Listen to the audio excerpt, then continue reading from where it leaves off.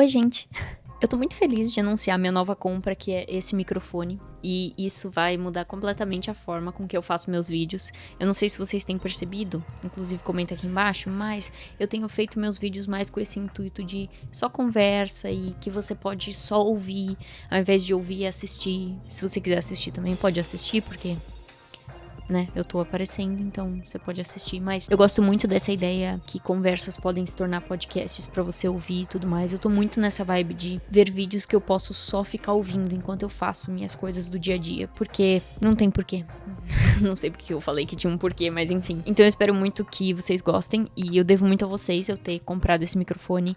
Ele vai me ajudar muito com os meus conteúdos, eu espero.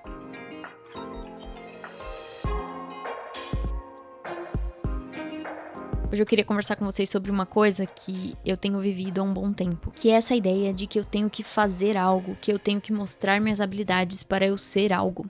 Tenho que fazer pra ser. Sabe, assim, eu sinto que o tempo todo eu tenho que mostrar minhas habilidades, eu tenho que ser produtiva, eu tenho que estar sempre servindo ao próximo com coisas palpáveis e tudo mais, pra eu ser amada de volta, pra eu ser aceita por um grupo. E nisso também inclui eu ter que aceitar todos os convites pra sair pra todos os lugares o tempo todo, mesmo que eu não queira, porque o fato de eu não estar num lugar vai me despertar o famoso fear of missing out, que é o medo de sair perdendo, o medo de perder as coisas que acontecem por aí porque você não foi, você não estava, você não usa determinada rede social. Então eu comecei a criar dentro de mim que o fato de eu não estar significa que eu deixei de fazer, e ao não fazer, eu não sou, porque fazer é igual a ser pra mim. Então, se acontece alguma coisa, eu declino algum convite de sair e falo que não vou porque eu tenho um compromisso, ou simplesmente porque eu não quero, ai de mim negar algo porque eu não quero, tá? Eu já sinto que a partir daí, a pessoa vai guardar na lista de registros em que a Rebeca foi vacilona. E aí ela vai colocar e vai falar, esse não tem perdão, nunca mais eu chamo ela pra nada. E sabe, eu vi uma frase esses tempos que é muito engraçada, parece meio radical e exagerada, mas no fim, eu acho que ela tem tanta razão, que é, todo medo no fim termina em morte. É muito engraçado falar isso, mas é verdade, porque assim, quando você vai começar numa escola nova, primeira vez que você vai, tá? Você fica nervoso, você fica com medo. Por que você fica com medo? Porque é um lugar que você não conhece, e isso significa desconforto. E desconforto significa menos saúde. Menos saúde significa doença. Doença significa morte. Talvez você esteja achando que eu exagerei, mas é sério. Começa a isolar os seus medos e achando cada vez mais o núcleo deles. No fim, acaba em morte. Pode anotar. Ou sei lá, vai. Vamos supor que o seu medo da escola nova é você ser excluído, ou as pessoas ficarem olhando pra você como um estranho. As pessoas te olharem como um estranho significa você não ter amigos. Você não tendo amigos, você ficará sozinho. Você ficando sozinho, você não vai ter um bom rendimento na escola. Não tendo um bom rendimento na escola, você não vai ter muita educação. Não tendo muita educação, você vai tender a pobreza. Tendendo a pobreza, você tende a pobreza extrema. Pobreza extrema é igual a insalubridade, que é igual a morte. No fim, é impressionante como tudo acaba em morte. Eu sei que isso é horrível de ficar falando, isso não é engraçado, mas esse meu medo de não fazer, que vai me fazer não ser para os outros, no fim termina em eu temendo o fim da minha vida, em eu temendo a insalubridade completa. Então eu declinando convites, né, eu falando, não vou, mesmo que às vezes é um evento que talvez seja importante pra alguém, e é aí que me pega mais. Quanto mais importante, quanto mais aniversário for, quanto mais reunião importante dos amigos for, mais eu me culpo até a morte, ou a morte aí de novo, de que eu vou negar esse convite. E aí nisso não vou mais ser chamada. Já é a primeira camada do medo. Depois, não sendo chamada, eu vou acabar me sentindo sozinha.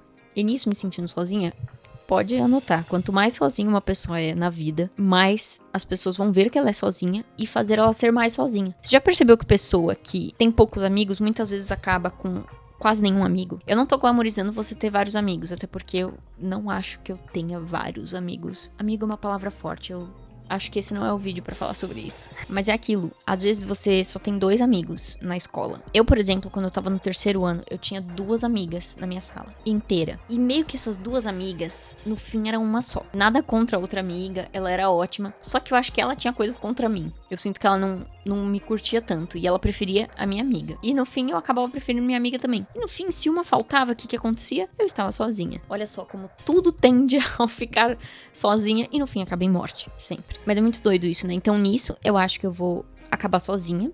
E a culpa é minha, porque lá no início eu neguei um convite. E aí esse é o fim da minha vida, porque não tem mais resolução. A pessoa já me marcou pelo resto da vida dela. E nisso existe uma coisa muito interessante chamada fofoca, né? Que o ser humano é sujo. A gente é bem sujo. E eu vou confessar o meu pecado aqui. Tô lutando ativamente contra a fofoca nesses últimos... Eu posso dizer que eu comecei a lutar de uma forma mais bater de frente mesmo no último 1 ano. Especialmente nesse último ano em que eu estive presa em casa por conta das minhas crises de ansiedade que me levaram a ter crises de tontura emocional. Qualquer coisa, clica nos vídeos aqui pra você entender o que aconteceu comigo.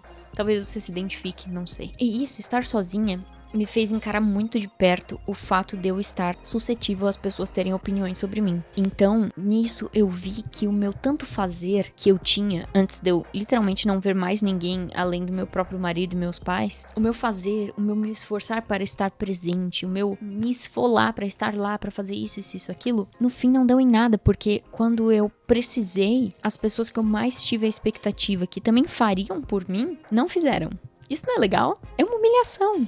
Eu sempre vi que eu tinha que bater de frente com essa coisa do querer agradar os outros, do me cobrar demais e tudo mais. Todo mundo tem a sua fraqueza aí, né? Mas eu nunca aprendi a lição de verdade. Eu já tive muitos problemas com outras pessoas em que eu vi como se Deus gritasse na minha cara, assim: Rebeca, tá vendo? Para de tentar fazer as coisas pra ser aceita. Para de buscar agradar pessoas quando você tem que me agradar. E a partir do momento que você me agrada, as pessoas que também querem me agradar serão agradadas pela sua agradabilidade. Mas eu não aprendia a lição. E olha que eu sofri, tá? Sofri bastante. Às vezes as pessoas me falavam: quando você sofreu o suficiente, você vai aprender mesmo. Coitada, nem sabia. Então esse foi um momento da minha vida que, honestamente, eu considero bem especial, sabia? Eu sei que é um pouco estranho falar isso. E eu não quero ser a pessoa que romantiza sofrimento. Eu acho que nós, cristãos, tendemos a ou pregar a tal teologia da prosperidade, em que Deus é obrigado a me dar bem, se não sei que eu tenho que ser muito feliz, se eu não sou muito feliz, tá tudo errado.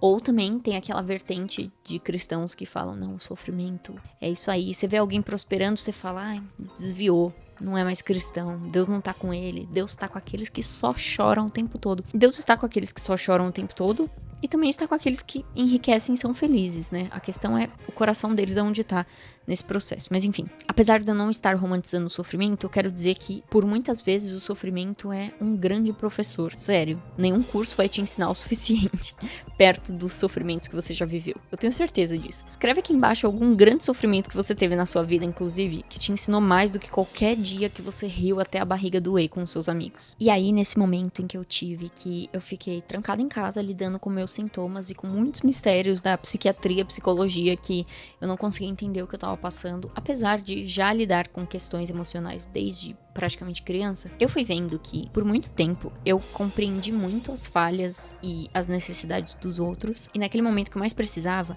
as pessoas que eu tive expectativa não me compreenderam. E eu friso muito isso porque eu não vou dizer que, quando eu mais precisava, ninguém me entendeu. Não é verdade. E também não é verdade pra você. Porque a gente põe tanta expectativa em XYZ pessoas, que quando alguém que gosta da gente nos decepciona, parece que é ninguém. E por vezes eu mesma digo a mim mesma, tipo, não tenho ninguém. Não é verdade. Sempre tem alguém ali que você não tem interesse, porque às vezes você não combina com os gostos daquela pessoa, tem muita diferença de idade, ela é de outro fórum, ela mora longe, sei lá. Mas sempre tem. Sempre tem. Então, eu vejo que de novo eu depositei minhas expectativas em ser aceita. Eu penso que esse tempo todo eu fiquei semeando na vida daquelas pessoas, as que eu criei expectativa, que elas iriam me suprir de volta, do jeito que eu supri nelas.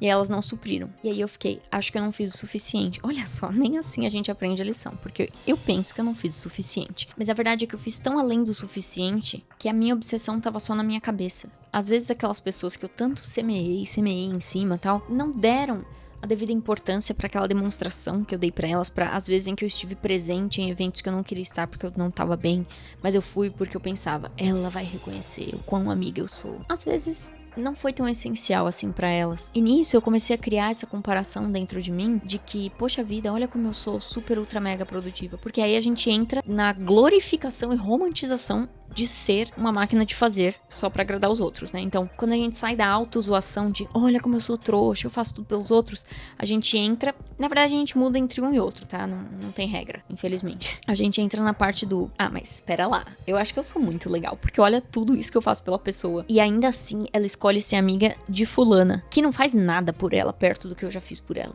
Quem nunca entrou nessa? Por favor, comenta aqui embaixo, só pra não me sentir tão pecadora.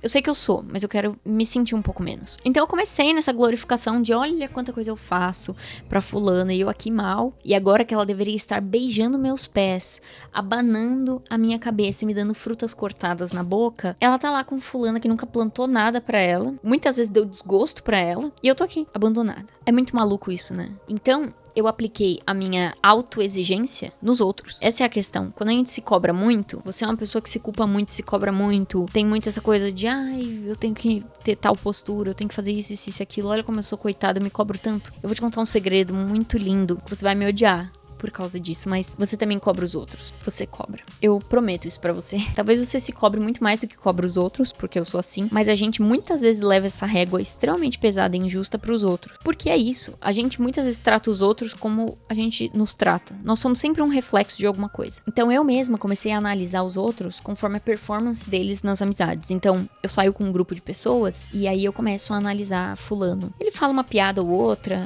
aí eu penso, não, mas eu conto mais piada do que ele, então eu espero que eles me achem mais querida do que ele. E aí eles não acham. Eles preferem o fulano. Ou eu acho que eles preferem o fulano, né? Eu enfiei essa coisa de preferência na minha cabeça e ninguém me convence do contrário. Então, a partir disso, eu começo a tentar boicotar a situação pro meu lado e talvez pro lado dos outros, que é eu vendo os outros com raiva, eu criando rancor em situações que nunca foram reais, eu só inventei na minha cabeça. E eu também começo a ficar com raiva de mim mesmo, porque a gente traz essa fase da negação de ou é culpa minha ou é culpa do outro. E às vezes não tem culpado. É uma coisa engraçada. Quando eu me toquei de que nem sempre a situação tem um culpado, e na verdade eu ainda tô me tocando disso, porque a gente é tão acostumado a ter que achar algo pra acusar, parece que isso traz até uma estranha sensação de paz quando você finalmente descobre o que tem de errado. É claro que é uma delícia ser a vítima da situação, né? É muito melhor do que a gente se culpar, porque a gente se culpar significa que nós temos que agir, nós temos que contornar a situação, pedir perdão, consertar, enfim, isso dá mais trabalho, mas mesmo assim, dá muita paz quando você acha um culpado, porque aí você pensa, ah, foi isso, ok. Quando não tem um culpado, foi só questão de percepção, às vezes o fulano, que eu me acho muito mais engraçado do que ele, eu acho que eu deveria ser muito mais chamada pra os convites ou as coisas, ou colocada em grupos do que ele, às vezes esse fulano só é ele, não é pelas coisas que ele faz, é pelas coisas que ele é. E eu nunca parei pra pensar nisso. No ano passado, quando eu ainda tava trancada na minha casa, e literalmente eu me vi sem os meus artifícios de habilidades que eu tinha pra impressionar os outros, ou sei lá, que é... Eu tenho muito essa coisa do senso de humor, eu gosto muito de falar de um jeito irônico, meio humor. Eu já não tinha isso, porque eu não podia ver as pessoas. Eu também gostava de tentar impressionar pelas minhas roupas. Nossa, eu tô muito mostrando aqui as minhas táticas de me envolver com as pessoas, mas o ser humano é assim, né? Então eu tentava usar roupas legais, porque roupas legais mostram que você pode ser uma pessoa legal.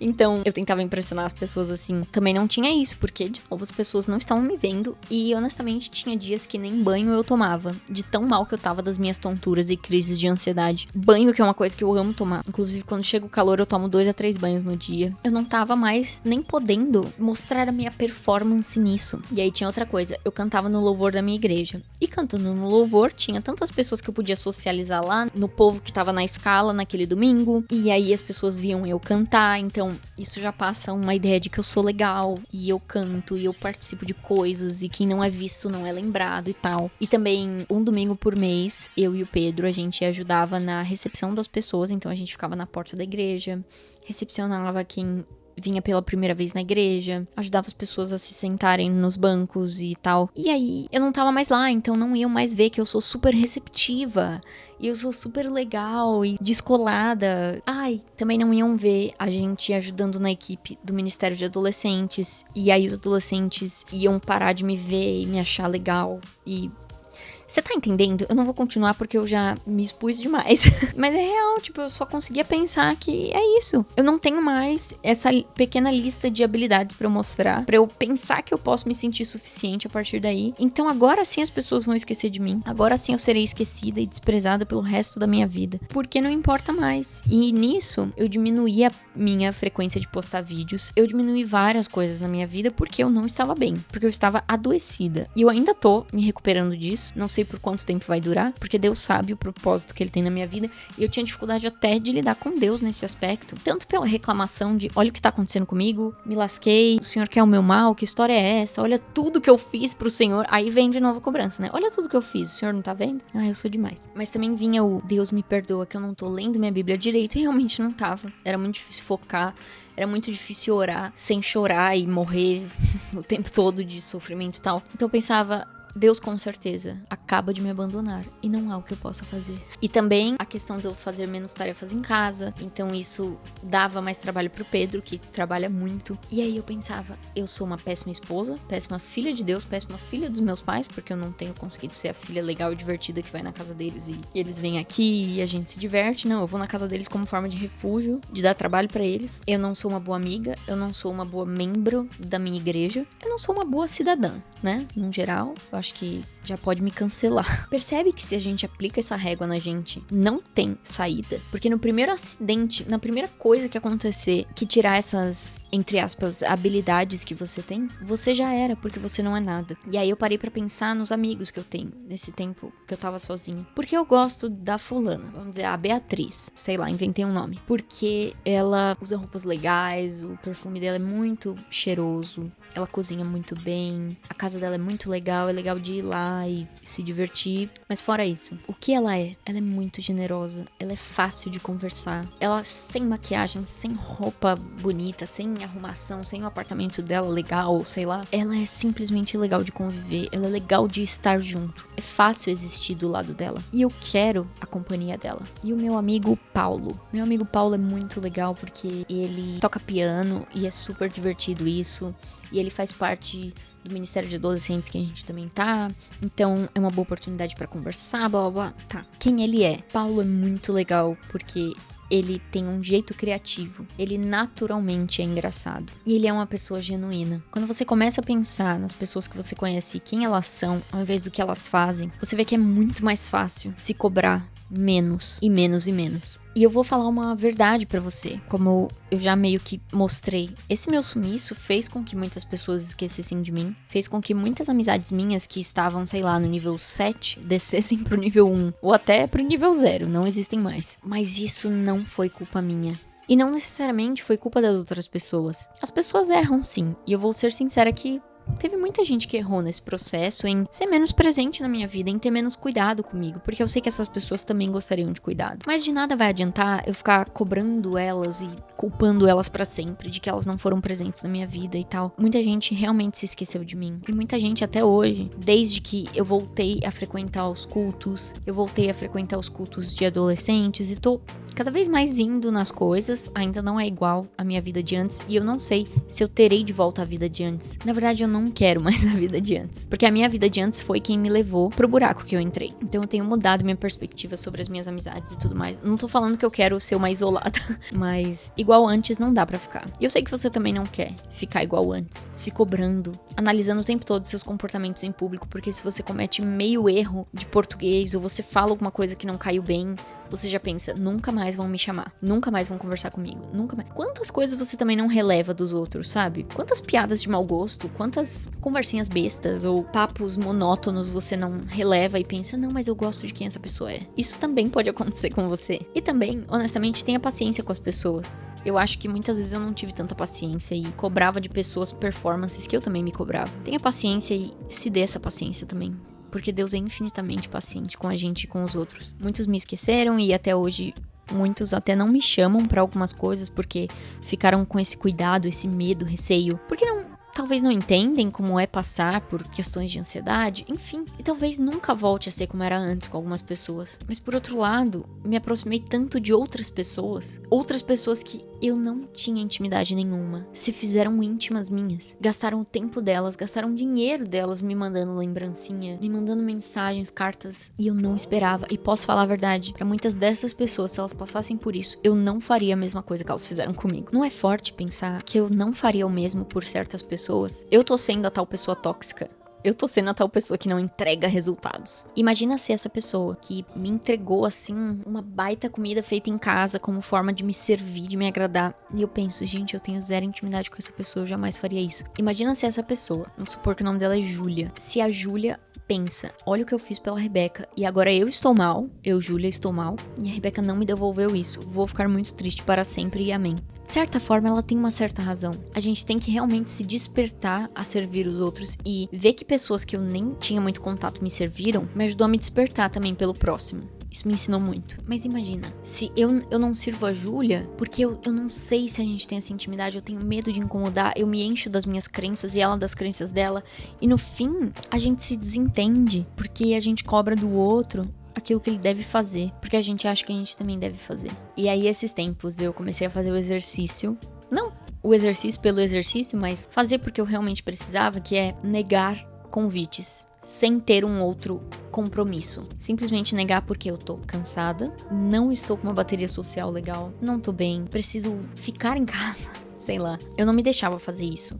Eu só faltava em alguma coisa se eu tinha outra coisa pra ir. E aí eu comecei a fazer isso e ver a reação de algumas pessoas, ver o quanto muitas vão se importar. E isso vai ter algo bom, apesar de eu me culpar muito, óbvio, né? Porque eu começo a achar que eu sou um lixo de pessoa, a pessoa nunca mais vai me chamar porque ela ficou chateada, mas tirando essa parte tóxica, o fato dela sentir minha falta e ficar triste que eu não fui, mostra que eu sou querida por quem eu sou. Eu sou querida. Então eu vou ficar com a parte boa da pessoa ter ficado triste que eu não fui. E também muitas pessoas não demonstraram reação nenhuma. Só tipo, ah tá. E aí tem a parte ruim, que é, olha, ela não se importa, tá vendo? Ela não liga pra mim, ela não me corresponde, blá blá blá. Aí eu paro e penso na parte boa que é, eu não estraguei o dia de ninguém falando não. Tá tudo bem, eu entrar e sair da vida das pessoas, eu não causo um grande impacto assim. E isso é ótimo, isso é maravilhoso. Porque por vezes a minha cobrança de, eu tô desagradando a pessoa, eu tenho que consertar essa situação, isso me acabava, isso me adoecia. Então eu tenho agido dessa forma. E eu tenho tentado, quando eu saio com as pessoas, não ficar tentando fazer piadas a cada 30 segundos pra eu mostrar que talvez eu seja digna de continuar nesse grupo. Ou, não, eu vou tentar rir mais baixo, eu vou tentar falar de um jeito melhor ou fazer uma postura legal só porque eu quero ser aceita e não ser mal vista. E não porque isso vai me fazer bem, isso vai cair bem pra mim, não. É porque eu não quero causar uma má impressão e essa má impressão mostrar para as pessoas que a minha performance como amiga não presta, então, próximo candidato. É isso que eu tenho tentado fazer. E não é que tem sido mais leve, às vezes, em que eu vejo as pessoas. Teve vezes que eu fui nos lugares e eu simplesmente fui a pessoa que só ouviu e quase não falou. E eu sou uma pessoa um pouco falante, muitas vezes. Eu gosto de contribuir, eu gosto de falar minhas piadas, e isso é quem eu sou também. Eu gosto de participar das brincadeiras, eu gosto de, ser legal, ser não sei o quê. Mas vai ter vezes que eu não tô confortável de fazer isso, eu não tô afim naquele dia e eu simplesmente só ouço. Eu tenho feito esse exercício, porque esses tempos eu tô participando de um clube do livro, de mulheres da minha igreja, que é pelo Zoom. E são, 40 e poucas participantes. E sempre ela traz as questões do livro pra gente responder, e sempre eu tentava responder pra eu contribuir, pra eu mostrar que eu sou útil, sei lá. Ou porque eu queria contribuir, eu gosto de falar às vezes, mas começou a ter uma reunião ou outra que eu pensei, eu não vou falar se eu não me sinto confortável ou sinto que eu vou edificar se eu falar, sei lá. Talvez eu até edificaria se eu falasse a resposta que eu coloquei ou algum comentário meu, mas eu não preciso mostrar que eu fiz as questões do livro. Eu fiz. Algumas pessoas vão falar e outras não, até porque não dá pra ela esperar 40 pessoas falarem, ela pede pra umas 3 falarem e ela segue pra próxima. E eu fiquei quieta. E isso foi incrível.